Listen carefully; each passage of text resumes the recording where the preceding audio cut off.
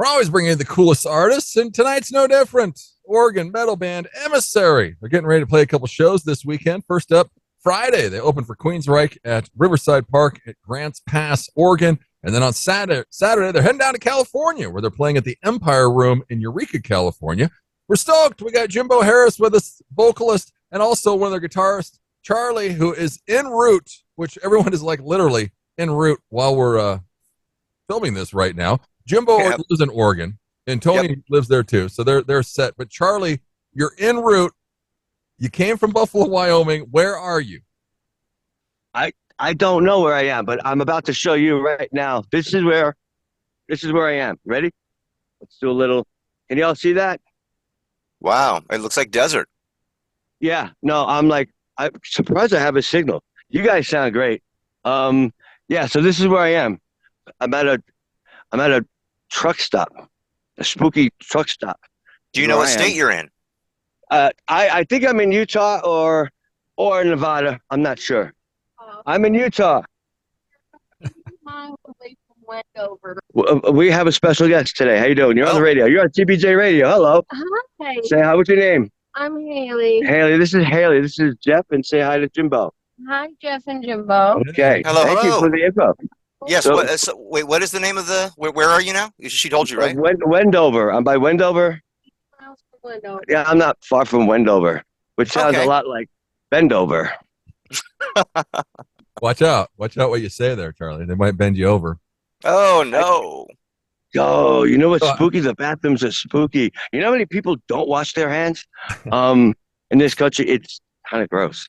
Right. I mean, I talked to you last night at like 9, and you were still in Buffalo. Is that right? Did I leave yesterday? It feels like I've been gone for a week. I can't get there. My back is killing me. I'm looking in the far distance. I'm seeing pirate ships. And there's no ocean. I'm losing it. My back hurts. My brain hurts. It's forever. I'm getting like tired. I have to pull over and sleep. And it feels like I've been on the road for a week. It's only, how many hours has it been? And you got a week left, or you got like 8 hours to go. So I might miss the show, you guys. You might don't even make those jokes. Yeah, don't even say that. We're not playing in Chicago this time. Oh, we're not allowed to talk about Chicago. Yeah, that's Jeff. There's some things we're not allowed to talk about, or things like why I missed the show in Chicago while the band was on stage. I was showering with other men. I got arrested on the way there. For my car, I was all over the road, and he thought I was drunk or something or whatever, and they took me back to the precinct. This is a true story, and they gave me a piss test, but I had to go through the whole racket first. They took my clothes off. They checked me. I had to bend over for them, and I had to wend over for them, and they did all that, the orange jumpsuit, and then they piss test me. I'm like, dude, I'm just fucking tired. And I come up clean, and they're like, and the cop felt bad. I told him I was on my way to a show, and he just took me back to my car. He goes, go. And I didn't make the show, right, Jim? I was about a half hour late, and Tim Dolan had to play guitar by himself that night. Yep. I'm sure it went well. He's very capable. So I think this is the first time we're talking about this. Thank God. Well, I think we talked about it a little bit, but we couldn't tell, the entire story back when it happened. I didn't tell you the part about showering with other men, did I? You might have omitted that part. Well, my band is on stage. While the band's on stage, Charlie's taking a sausage shower. Luckily, he did get there the next day. So the second day of the festival, we got to see this amazing band from Charlie's neck of the woods, a band called Riot. That we got to introduce Charlie to. He was like, and the guitar player in Riot and Charlie play quite a bit alike, and he's just like, oh, he's got that Long Island thing. Yeah, it must be something in the water. I'm not sure. He's a really good guitar player. What was his name, Jibbo? From Riot? We'll call him the guitarist in Riot. No, the guitarist from Riot. I like that. Yeah. Like I'm the guitarist in Emissary. I like it. You're the guitarist from Emissary. One of the two. And one of the guitarists in Emissary, yeah. Yeah. Mothman, who is en route right now. He's on a plane heading there. And then what do we have a status for Pete? Well, I mean, we know Peter's been dealing with some issues. Is he in? Are we still question mark? What's the deal? As far as I know, it's a big question mark because he's got a lot of got some health issues that he's dealing with, and we're all praying for him and hoping that he can make it on that stage. But we have a backup plan if he can't. So either way, we're definitely going to be on that stage opening for Queensryche on Friday. Yeah, Absolutely. and Saturday. They'll be in California. And Saturday. Saturday, and we're playing in Yreka, California. Yreka and Yreka are two different places. That's how you pronounce it. Yreka. Yeah. So Yreka, I know it's really weird. It's spelled like Y and then Reka, so it looks like Yreka, but it's Yreka. It's bizarre. Yep. It's like Wyoming. Yreka. They'll Why be not, Rika? in Yreka on Saturday night. So, Yep. What's this week then? Charlie told me earlier rehearsals. 6:00 tomorrow night, Mm-hmm. and then what's the rest of the week 5. like? Well, I lost that signal. Are you still there, Charlie? Are we losing him? He's frozen in time. He's frozen. Well, okay. So this last few weeks has been for me, just basically trying to get everything in order. We're getting merchandise made and making sure that we got the point of sale system set up for the merch table and making sure everybody has everything they need. You know what I mean? Just getting everything sorted. There's a whole lot of spinning plates and jumping through hoops and juggling chainsaws that happen the week before a show, and that's been this last week, and then this coming week will be just basically everybody just trying their best to sound as good as they can and make sure that we can give them the full Emissary experience when we hit that stage. Yeah. Because I saw some cool new hats. We got shirts, hats. What do we got? Yeah, shirts, hats. We got lighters. These are really cool. I don't know where are they? People aren't going to be able to see me on this video anyway, right? But I'm going to show it to you. This is a box full of these things. So they are. Oh, awesome. Yeah. So they're custom Bics with our logo on both sides. Nice. So we'll have those. We got 2 different designs of hats. We got the T-shirts. Those just got finished today. They're being delivered to me in the morning. We have the Emissary Wretched Masquerade album on CD. Plus, we also have our EP of The Crystal Witch. Now, this is really cool because this is sort of a limited edition thing. So here's the Crystal Witch CD, right? And you open it up, and we've got print on the disc this time. The last batch, they were just white-faced CDs that we would sign, but now we've got the artwork on the disc as well. So limited edition Crystal Witch CDs, Wretched Masquerade CDs. We've got a couple of compilation albums that we were included on, and those will be for sale as well. A couple of magazines that we've been in recently, because if we're in a magazine, they'll send us copies. We have to buy them, but we get a stack of there's either an article on us or we ran an ad or whatever. So there'll be magazines, like I said, the lighters, stickers, all the usual stuff. Yeah, sweet. Well, and the Crystal Witch, I saw that on Spotify. It's got like the Crystal Witch, like an alternative version of it, and then what's there, like 3 live songs or a demo? What else is on there, Jimbo? Yeah, so it's kind of an interesting story. I took I don't know if you know what I took something called a songwriting clinic, sort of like a class, right? And the task was, bring your most recent song that you've put together and show it to the class, and the instructor, who's an industry guy, would make suggestions of what he would do differently if he were to make a suggestion to try to improve it. And although he said he thought everything was perfect, he's like, if I were to suggest anything, maybe on your next tune or whatever, he suggested that we swap the choruses in the song so the energy flows differently, and explained it all to me, like the energy level in the verse and then the pre-chorus and the chorus. So what I did was I went and I cut up the original song professionally, you know what I mean, with crossfades and all that kind of thing, and sent it in to our mastering engineer, had it mastered, and basically the alternate, or what we call the experimental arrangement, Crystal Witch, that's track 2. It was just an experiment to see how it would sound with the choruses swapped around, and so you get the regular version of the song, and then that version, which is, like I said, the experimental arrangement. We didn't even plan on releasing it, but since we put this EP out, figured what the hell, throw it on there. a live version of Crash and Burn that we did when we were opening for, I believe it was when we opened for Sebastian Bach a couple of years ago. And then the original demo from the song Hypochondriac, which was my home demo where I played all the instruments, and it was never supposed to be for anybody to hear other than the band members. I showed it to the band and was like, this is how the song goes. And then they turned it into a proper Emissary song.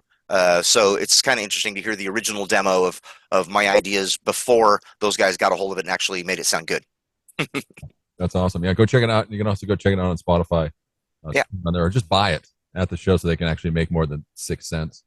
Yeah, and we can, and it's available at our Bandcamp, the original emissary.bandcamp.com, because we do all of our, all this stuff independently because it's not through the record label. The label approved us to do this EP. They were like, yeah, that's not going to hurt sales of the album. You can go ahead and do that on your own.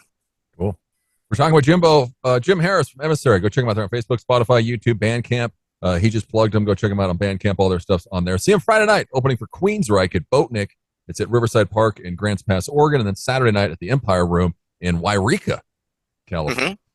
It's crazy because the Spotify version of the Wretched Masquerade, holy shit. There's like, I don't even know, 20 plus tracks on there. Oh, right. I didn't get it when I interviewed you guys when the album came out. But shit, you guys wrote those songs in the early 90s when you guys got together. I mean, there's like a Pine Box demo from 93 on there. I mean, that's crazy. I mean, is it crazy that like 40 years, it took 40 years for the shit to finally come out? Yeah, I mean, that was the thing was we thought that was just a thing of the past, that was just some band that we had in our 20s.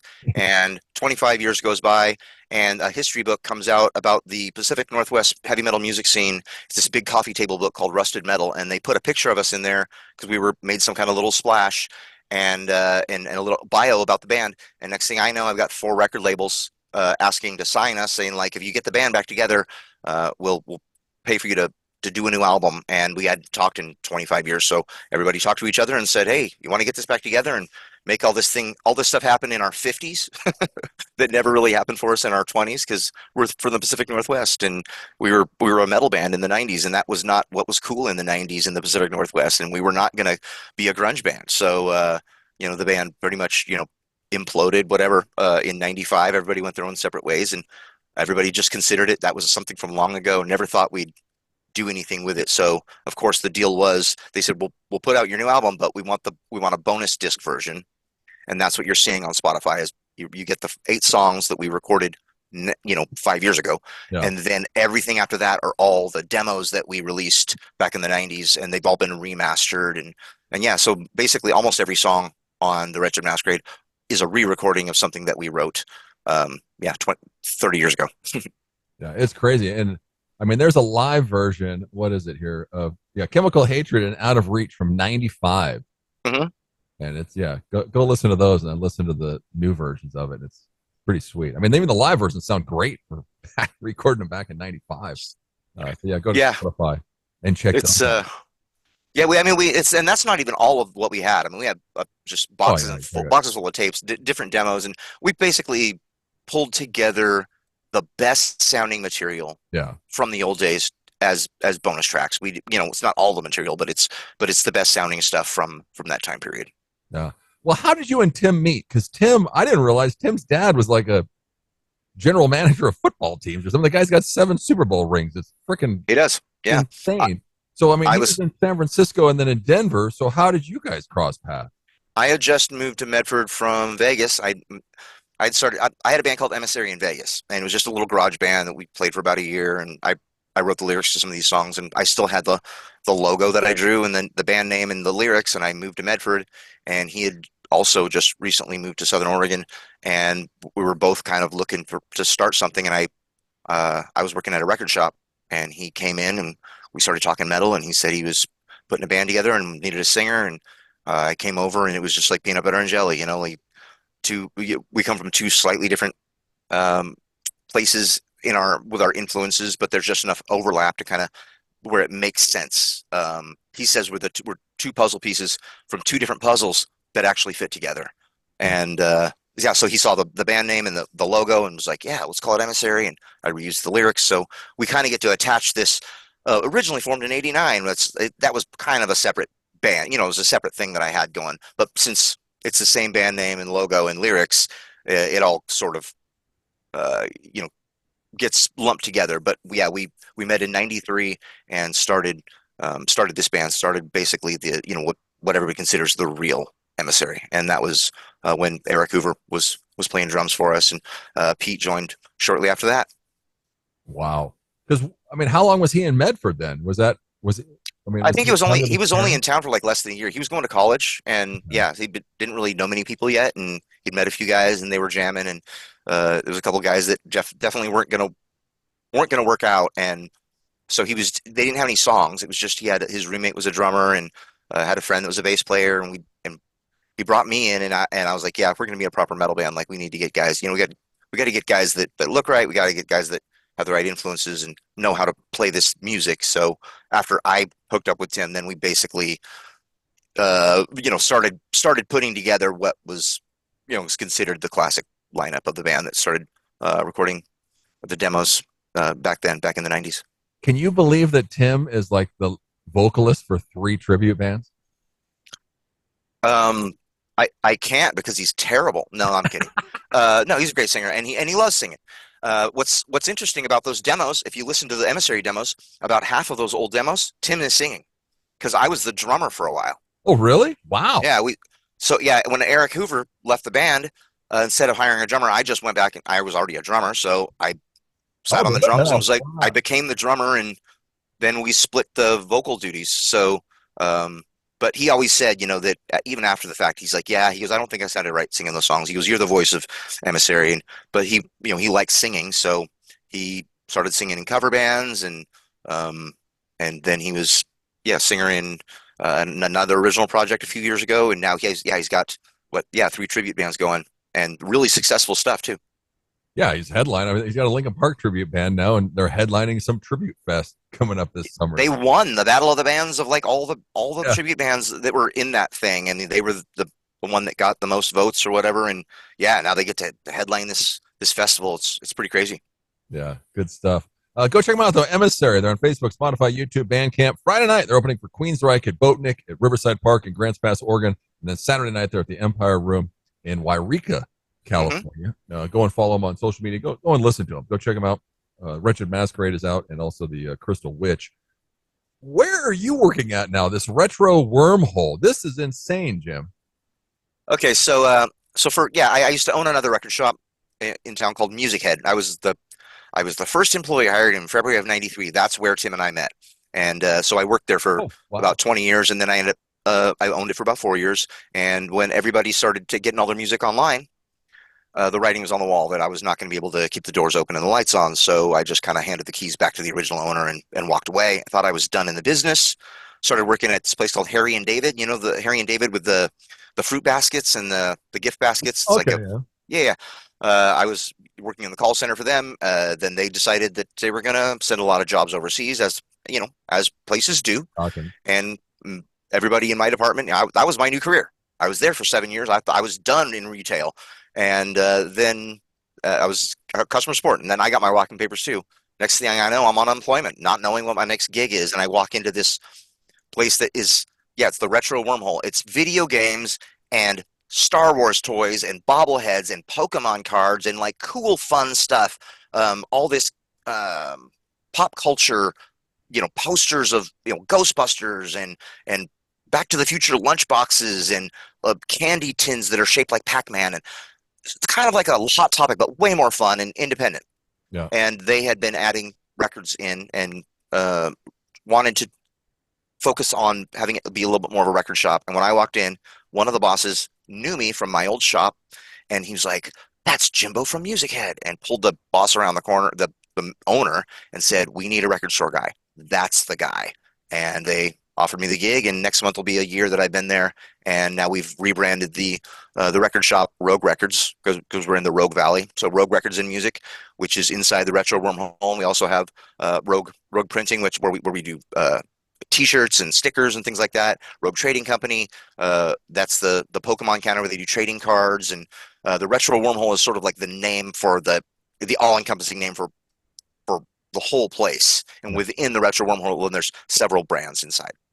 Yeah, it's sweet. Go check them out at retrowormhole.com. They're also Mhm. on Facebook and other social medias. But yeah, I mean, where do they get most of their stuff? Is it from people? Where's he finding all this shit? Well, it's new and used. I mean, it's there's distributors, where you Yeah. can order that stuff to get it in new if you want to get like like you said, lunch boxes or toy lightsabers or whatever, all that kind of stuff. But yeah, a lot of people resell things, bring in boxes full of video games or old records or vintage toys.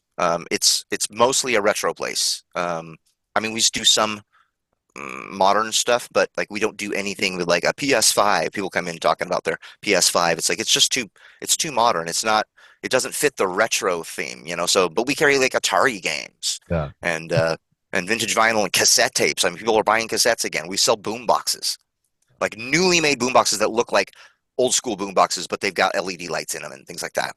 Yeah. So yeah, it's a lot of fun. Yeah. Looks like it'd be a blast to work there. Mhm. Emissary, they're also at Riviera Fest coming up in Myrtle Creek, Oregon on June 20th. Rivera Fest. Rivera Fest. Yeah.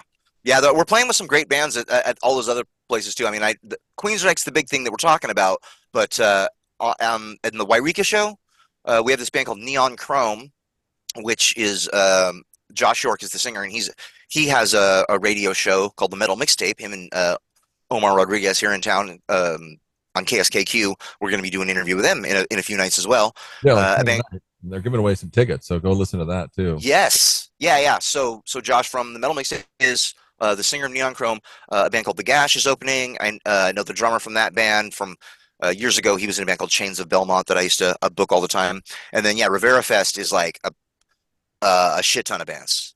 Chasing Wind, Atomic Terror, Neon Chrome. I'm looking at the flyers like, yeah, I don't know a lot of these bands. I know some of them, and I've gone through and clicked through and listened to some of their stuff, and it's pretty great. It's pretty crazy that they have so many different styles of music. It's all metal, but two stages. They go back and forth, and that's pretty awesome. That's in Myrtle Creek, and then that's at the end of June. I think June 20th. Yeah, June 20th. They put us as the center band on the middle day, so it's Thursday, Friday, Saturday. Yep. And then, so being the middle band on the middle day is perfect for a 3-day festival because day one, everybody's setting up camp, right? Yeah. Day two, that's when everybody's really partying and everything. Day three is where everyone's hungover and tired, and they got to tear camp down and they got to start wrapping things up. That's the perfect spot. Yeah. It's the perfect spot. And the following night, we're playing this great new place here in town. It's an all ages venue called Rocka Ferry. It's in the Rogue Valley Mall. They took the Gap, like the clothes store, the Gap, and they made it a music venue. They put a stage in there and stage lights and the whole bit. You can have a beer garden, but they do all ages shows. It fits about 500 people. We're playing with Neon Chrome again that night, and a really cool band called Achromic. And that's an all ager here in Medford. Because when we play Boatnick, the Boatnick folks don't want us playing in the Rogue Valley on another night that weekend because it's like, oh, I was going to go to the $30 show, but I'm going to go see Emissary tomorrow night because they're playing for $5 at the Sound Lounge. They don't want that to happen. So that's why we're playing Yreka the following night. And then a month later, we're doing the Myrtle Creek show, and then we can play in the Valley. Well, the Crystal Witch was the first new song in a long time, original song. More stuff coming. What's happening? Oh yeah. We've been demoing things for a long time, and we were on our way to recording a new album. Tim might not want me to tell this story, but I'm going to tell it. He had all of the tracks on his computer, and for one reason or another, he didn't have anything backed up, and his computer was completely just whatever, broke, shut down. He wasn't able to retrieve anything. He said he lost years and years of things that it was made him very sad, and all of the tracks for the new album. So we had to kind of start from scratch. Now we're doing a second try at recording this new album, and we played a song called "The Doomsday Clock" last year, and that was going to be the new single for this year, and it just didn't get done in time with Pete's health issues, and we've all had some, life gets in the way, right? I've had some personal things, and everybody's kind of gone through some stuff to where our focus wasn't on the band for a while, and now we're back at it, and hopefully have this new album out I'm thinking probably in the next 5 to 6 months after these shows, we're just gonna go and get in the studio and get everything done. But yeah, we have a full length album of material ready. I don't know if we're gonna call the album the Doomsday Clock, but we got new artwork back from Don Utomi, the guy that does all our cover art, and it's absolutely brilliant. And we can't share it just yet because we don't want to spoil the surprise. We got to wait till the album's getting ready to come out, then tell everybody like, okay, here's the reveal, boom. And it's the artwork is just as cool as the Crystal Witch art or the Wretched Masquerade art, and it's same artist, same style, same character, the same mascot. Exactly. The same Emissary vibe. So oh yeah, go and check them out. I mean, it's been a year, right, since you guys have played together? We played, last thing we did was it was last year. Yeah, it was last year. We played with Firehouse. Okay. And then we did another show in Hollywood. We went to the Whiskey A Go Go, and we played with Neil Turbin, the first singer from Anthrax, and Cherie Currie of the Runaways. The Joan Jett, Lita Ford band, the Runaways. Cherry Bomb. So yeah, Cherie Currie from the Runaways was on that show, and a band called Thor. And it was at the Whiskey A Go Go. It was pretty cool. I'd never played in Hollywood before, so. Charlie had back in the day. He said, "Oh yeah, I played that place back in the '80s." Everybody else in the band had already played that venue, but it was a first for me, so that was a lot of fun. I can't remember which order, if we did Hollywood and then Firehouse or Firehouse. And then Firehouse or the other way around. But yeah, those were. And at that time, Pete had a broken hand, so we had the bass player from my old band, Silent Storm, a guy named Mike Pugh, was filling in for Pete and did a damn fine job. He just he's got another project going, and those shows were fun. But yeah, we were waiting for Pete's hand to heal, and now he's dealing with some other things. But again, just a lot of prayers for him. Yeah. Well, I know Tim is totally stoked. He's heavily influenced by Queensryche. Mm-hmm. I mean, how stoked are you for Friday night? Yeah, I mean, of course, always stoked. But as I was saying, it's the spinning plates and juggling chainsaws act the week before, so I'm in kind of like it's not as much fun mode. I'm sort of like in work mode. I'm in business mode. I'm like, all right, is this thing getting done? Okay, I got to make sure to get this to this person and make sure that I get this from this person, and just make sure that everybody has everything they need. Make sure I have everything I need, and focusing on doing vocal scales every day, and watching my diet, and trying to figure out what I'm going to wear on stage. So just so we can make it look like it was easy. We've got to put a lot of hard work into making it look easy. You know what I mean? Exactly. It's not too sexy to talk about all that stuff, but it's a lot of and all the guys do a ton of work to up till the day of the show. Make sure that it comes off good and entertaining, and we heard from the promoter this year, this is going to be the very first concert that Boatnick's ever done that is going to be sold out. Oh wow! Well, congratulations. Yeah. That's awesome. The pre-sales are going crazy. They're like, there's just no way there's no way it's not going to sell out. Like, we're going to have to start turning people away at the gate, and so we're going to be playing in front of 1,000 people. We usually play in front of 400 or 500, and so twice as many people as usual. There's going to be pro photographers there, and people are going to be filming, and yeah, I'm definitely looking forward. A little stressed, but looking forward to having that half hour. Finally walking out there and being okay, it's over. Woof. Yeah, and then you get to walk around and meet people and sign stuff and do the selfies, and we love all of that too. I mean, so yes, hanging out with the fans, taking selfies, doing autographs. We got new merch. So make sure you check out the merch table for sure. I mean, how long are they giving you for Queensryche? Half hour? It's a set half hour, but this is the first year where we've actually requested more time. It hasn't been approved just yet, but it looks like we might actually be able to throw an extra song in there.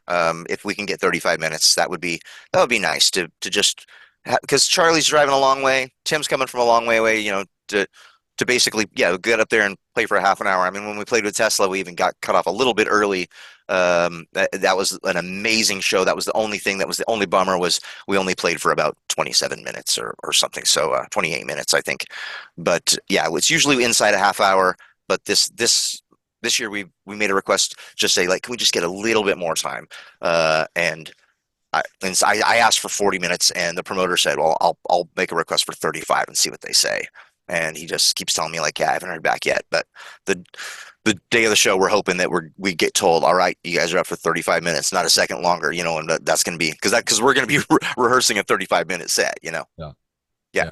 And Saturday, Charlie said you got more time in Yreka though. Yeah, in Yreka, yeah, we're doing a 40. Yeah. Yep. I think we're doing a 40 or 45-minute set. Yeah, the following night, basically playing everything from the album plus all the newer stuff, and playing a cover tune. I'm not a big cover guy. The rest of the guys in this band have all worked in cover bands, so when they do covers, it's work. They don't like playing somebody else's material. They want to play our material. Yeah. I do too. Of course I took part in writing these songs, but I know how much the crowd loves it when we go into For Whom the Bell Tolls, and they hear that da da da da dun, and the crowd starts going, hey, hey, hey, hey. It just works. It's just one of those things that people just really like to hear something familiar. And I always have the crowd sing the part For Whom the Bell Tolls. And so Charlie was like, really? We're gonna not play one of the Emissary songs so we can play a Metallica song? It's like, it's just something that the crowd likes it. I of course I'd rather play my own songs, but if the crowd likes it, then we should do it. And 2 years ago we played it, and ever since that I've been hearing people coming up to me going, oh man, I saw you guys, you're so good, dude. Oh, you played my favorite Metallica song. Yeah. A kid came into my work. A guy came in with his little kid, and the kid was like, Dad, can we go see him this year? And he had me sign a sticker, and as they were leaving, Dad turns around and goes, yeah, you guys played For Whom the Bell Tolls, and Metallica is his favorite band. So, now we're rock stars to that 14-year-old kid or whatever. So I'm like, okay, it's just something that you take one for the team. All right, if we got to do it, we'll play something. I think For Whom the Bell Tolls is a pretty great tune anyway, and the way we play it, I think it sounds good. Yeah, I was going to ask you that if Tim was here, because Tim's in 3 cover bands, they're 3 tribute bands. If he's like, fuck it, I just want to play Emissary stuff and that's it. But absolutely, that's everybody's feeling on it. But when you do something and you can watch the video back and you can tell that there's twice as much energy in the crowd during that song. It's kind of a bummer for a little bit, because people aren't as enthusiastic, but we're also not Metallica. I mean, they know they know a Metallica song, by heart. Metal fans, that's in their DNA. You know what I mean? So you play that familiar thing just kind of as a crowd pleaser. I'm cool with that. Yeah, for sure. Well, more stuff is coming. Go and make sure you get to Boatnick early, because what time you guys start? 7? 7 o'clock. Yeah. Well, I mean, if they give us 35 minutes, maybe we start at 5 till 7. I'm not sure. It might be starting at 6:55. So get there early. Boatnick, Riverside Park in Grants Pass, Oregon. You go to queensryche.com. You can go to Jimbo's shop. You can go to Retro Wormhole. They got a few tickets. They might be gone. But I think there's about 8 tickets left, and then and then you're going to be paying at the gate. Yeah, if you can, if they're not, if you can, because this thing's going to be sold out Friday night and then Saturday night in Yreka, California, at the Empire Room. Check them out. Emissary. They're on Facebook, Bandcamp, Spotify. Go listen to all their shit and go and buy the merch. Full stops this weekend. Well, Jimbo, good luck to you, buddy. Jeff, thank you so much, man. Thank you so much every time. You do this for us. Always love the sport. Appreciate it. It's Emissary. Go check them out. All right. Thanks.